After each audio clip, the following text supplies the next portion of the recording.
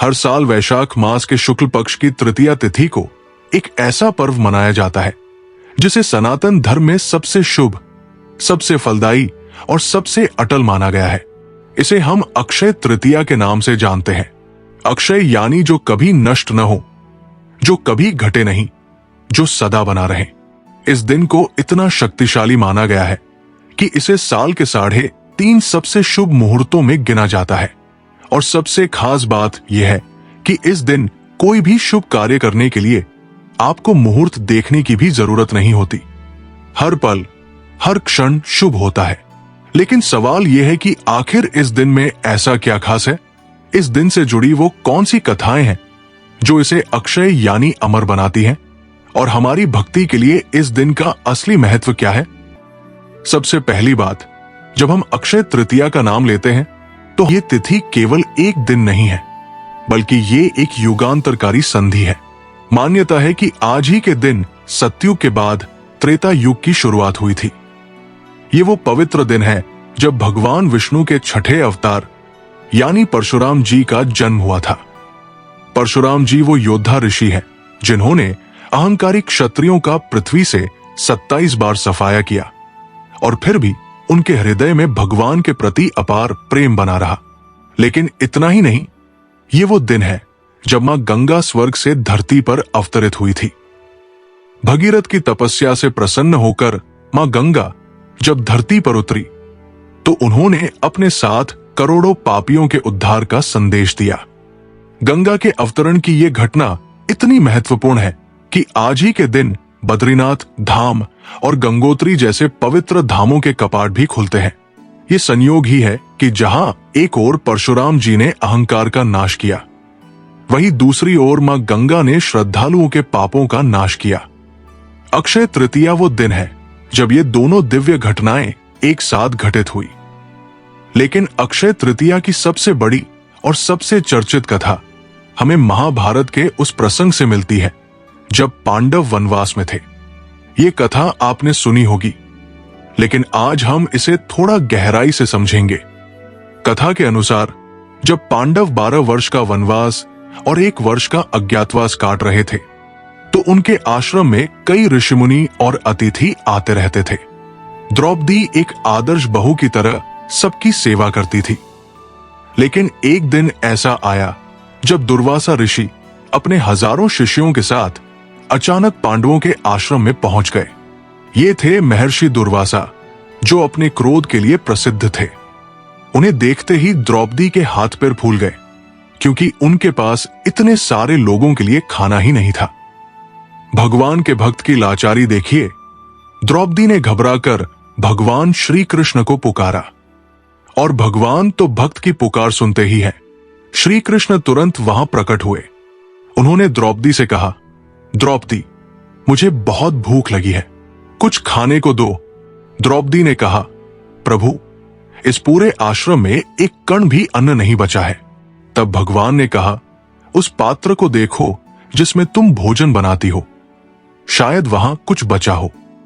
द्रौपदी ने उस पात्र को उठाकर देखा तो उसमें सिर्फ एक एकल चावल का कण चिपका हुआ था। भगवान श्री कृष्ण ने वो एक चावल का कण अपने मुंह में रख लिया और उसी पल ऋषि दुर्वासा और उनके हजारों शिष्यों का पेट इस कदर भर गया कि वे स्नान करने चले गए। और जब तक वे लौटे तब तक भगवान ने वो पात्र ऐसा बना दिया कि जितना उसमें से अन्न निकालो उतना बढ़ता जाता था। इसीलिए उस पात्र को अक्षय पात्र कहा गया। और जिस दिन ये चमत्कार हुआ वो दिन अक्षय तृतीया था। इसीलिए ये मान्यता है कि इस दिन किया गया कोई भी शुभ कार्य, दान या पुण्य कभी खत्म नहीं होता। ये दिन हमें सिखाता है कि जब आप भगवान के प्रति समर्पित होते हैं तो आपके पास कुछ भी नहीं होने पर भी सब कुछ होता है। वहीं दूसरी ओर एक और अद्भुत कथा है जो अक्षय तृतीया की शक्ति को और भी स्पष्ट करती है। ये कथा है भगवान कृष्ण के बाल सखा सुदामा की। सुदामा जी अत्यंत निर्धन थे। उनके पास खाने को अनाज नहीं था, पहनने को वस्त्र नहीं थे। एक दिन उनकी धर्म पत्नी ने कहा, आपके बाल सखा द्वारिका के स्वामी हैं, आप क्यों नहीं जाते और उनसे कुछ सहायता मांग लेते हैं?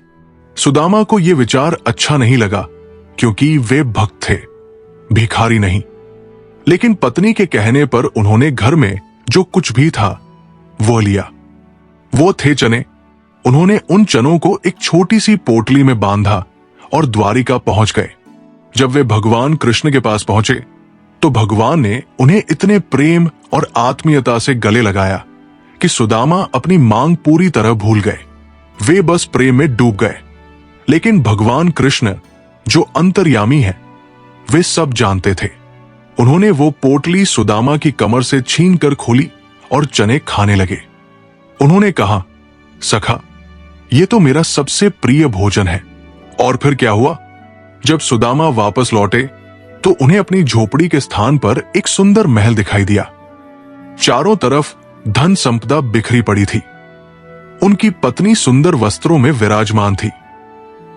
भगवान ने बिना मांगे ही सब कुछ दे दिया। यही अक्षय तृतीया की शक्ति है। यह दिन सिखाता है कि सच्ची भक्ति में मांगने की कोई जगह नहीं होती। जब आप सच्चे भाव से भगवान के पास जाते हैं तो वे आपकी हर इच्छा को बिना कहे ही पूरी कर देते हैं। अब हम इस दिन के व्यावहारिक पहलू पर आते हैं। आखिर हम इस दिन क्या करें? इस दिन का असली महत्व क्या है? अक्षय तृतीया के दिन सोना, चांदी या आभूषण खरीदने की परंपरा है। लेकिन क्या केवल सोना खरीदना ही इस दिन का उद्देश्य है? बिल्कुल नहीं। शास्त्रों में स्पष्ट कहा गया है कि इस दिन जो भी दान किया जाता है वो अक्षय यानी अमर हो जाता है। लेकिन दान केवल धन का नहीं होता।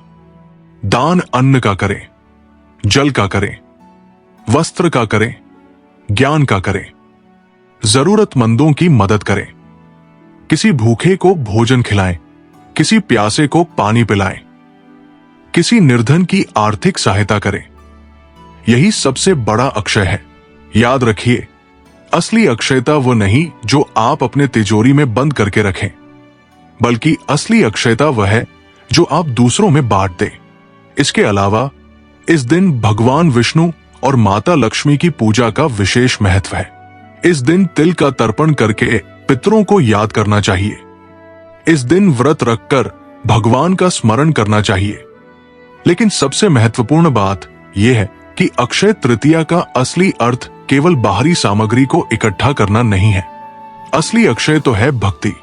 वो भक्ति जो कभी खत्म नहीं होती, वो प्रेम जो कभी कम नहीं होता, वो विश्वास जो कभी टूटता नहीं।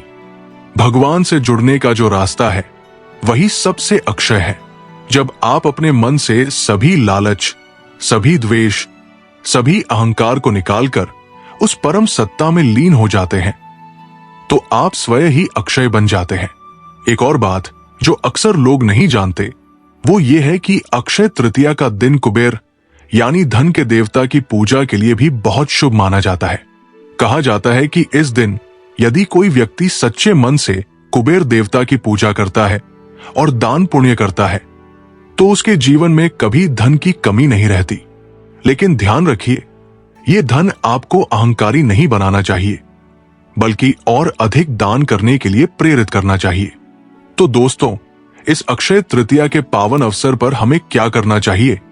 आइए संक्षेप में समझते हैं। सुबह जल्दी उठकर स्नान करें। यदि संभव हो तो किसी पवित्र नदी में स्नान करें। भगवान विष्णु और माता लक्ष्मी की पूजा करें। तुलसी के पत्ते चढ़ाएं। पीले फूल और पीले वस्त्र अर्पित करें।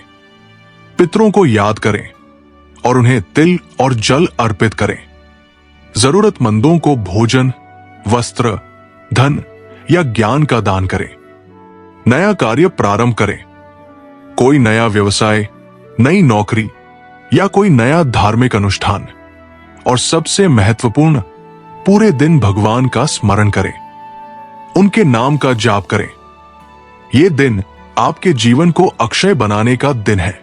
अंत में बस इतना ही कहूंगा कि अक्षय तृतीया सिर्फ एक तिथि नहीं है, ये एक अवसर है। एक अवसर अपने जीवन को बदलने का, अपने कर्मों को अमर बनाने का और उस परम सत्य के करीब जाने का जो स्वयं अक्षय है। तो इस अक्षय तृतीया के दिन कुछ नया शुरू करें। कोई अच्छा काम शुरू करें, किसी की मदद करें, भगवान का स्मरण करें और याद रखें, आपकी भक्ति ही आपकी सबसे बड़ी अक्षय संपत्ति है। अगर ये जानकारी आपको लाभदायक और प्रामाणिक लगी हो तो इस वीडियो को लाइक करना मत भूलिए। हमारे चैनल भक्ति संदेश अनलॉक्ड को सब्सक्राइब कीजिए और बेल आइकन जरूर दबाइए ताकि हमारी हर भक्ति संबंधी वीडियो आप तक सबसे पहले पहुंचे। साथ ही इस वीडियो को ज्यादा से ज्यादा लोगों तक पहुंचाने के लिए शेयर करना न भूलें। जय श्री राम, हरे कृष्ण, हर हर महादेव और अपने जीवन को बनाएं अक्षय।